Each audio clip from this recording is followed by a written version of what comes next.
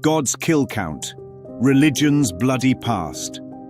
Violence and religion have walked hand in hand for centuries, and the record is soaked in blood and blame. Crusades, inquisitions, lynch mobs, terror cells, all claiming heaven while swinging swords. A Course in Miracles offers a hard reset, not a soft excuse. It says violence is an illusion nailed over love, a movie playing on a broken screen, not the projector itself. Look again, it says, and battlefields become gardens and rivers, and no one has to convince you to accept that vision. The point is not to edit history, but to expose the author of its script. Every illusion is an assault on truth because illusions pretend to be as real as love. Every holy war is the mind at war with itself, dressed in robes to look righteous. The Course calls out the real culprit by name, the ego. Surely you realize the ego is at war with God, and when you believe you are the ego, you export that war onto the world. That is why religion sometimes baptizes bloodshed and calls it sacred duty. But if sin were real, God would be at war with himself, which is impossible because love cannot split. Anything that can split was never love. Consider the word kill. The Course uses it to unmask the lie, stating plainly that love does not kill to save. The ego wants to kill you, and if you identify with it, you mistake its death wish for your devotion. It sees guilt, and by its condemnation it would kill, first in thought and then in deed. But the thought that seems to kill is only the thought that teaches you that you can be killed. A murderer is frightened, and those who kill fear death, because projection always returns to the sender. Name any banner used to justify harm, and you will find fear hiding under its folds. Fear of being wrong, fear of losing control, fear of God.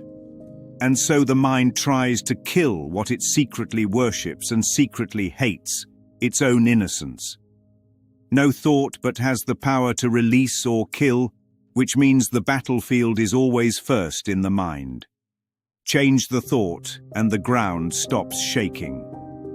The Course says peace is stronger than war because peace heals, and healing is the undoing of error at its cause. Every response to the ego is a call to war, and war does deprive you of peace, yet in this war there is no opponent. You cannot fight God, and you cannot fight your brother without fighting yourself. This is why the text calls it the strange war against yourself. You forget you are one self. You forget your brother is your own life. And you crown the forgetfulness with pious language and polished liturgy. Now bring in the past, the museum where we store our grievances in glass.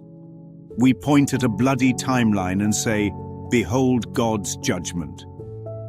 But the Course corrects even that. "Vengeance is mine, saith the Lord," is a misperception, a way to hang our evil past on God's neck. History would not exist if the same errors were not being repeated now. The atonement frees you from the past as you walk ahead because it changes the cause in the present.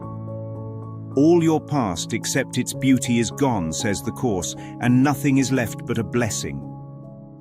You have sinned in the past, but there is no past, because only the present can be forgiven and seen. So what do we do with God's kill count and religion's bloody past? We tell the truth. God does not kill. God does not war. God does not condemn. The kill counts belong to the dream of a split mind, not to the source of life. Holy war crimes are crimes against the truth that you and I share. And yet the correction is stunningly gentle. Look again with true vision, and the trenches soften into fields, and the swords slip quietly into streams. The ghosts stop shouting because you stop feeding them with belief.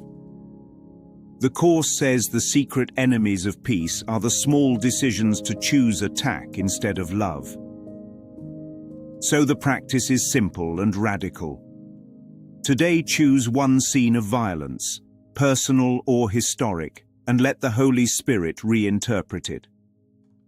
Ask to see the call for love beneath the armored costume.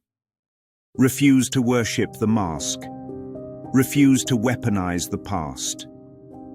Remember that bodies can be chained, but an idea is free unless the mind that thought it tries to cage itself. Lay down the private war against yourself and notice how quickly the world stops looking like a battlefield. You only need to stop arguing for your suffering. If sin is real, God must be at war with himself, and that would make salvation a duel with no end.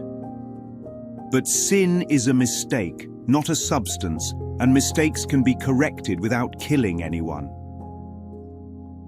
The miracle is the sign of forgiveness, and it makes minds one in God by withdrawing belief from attack. Withdraw your faith from violence and invest it only in what is true, and watch your history change in front of your eyes. The past will lighten. The present will open. The future will stop begging for more blood. Answer the drumbeat of God's kill count with a different rhythm. Answer with the rhythm of willingness, the quiet beat of, I will see this differently. Answer with the courage to love where fear wants a headline. Then the so-called holy crimes lose their audience, and the projector goes dark on that old reel. What remains is the light behind the screen, the river behind the noise, the garden that never actually left. The only war is over the instant you stop fighting yourself, and the instant you stop is always now.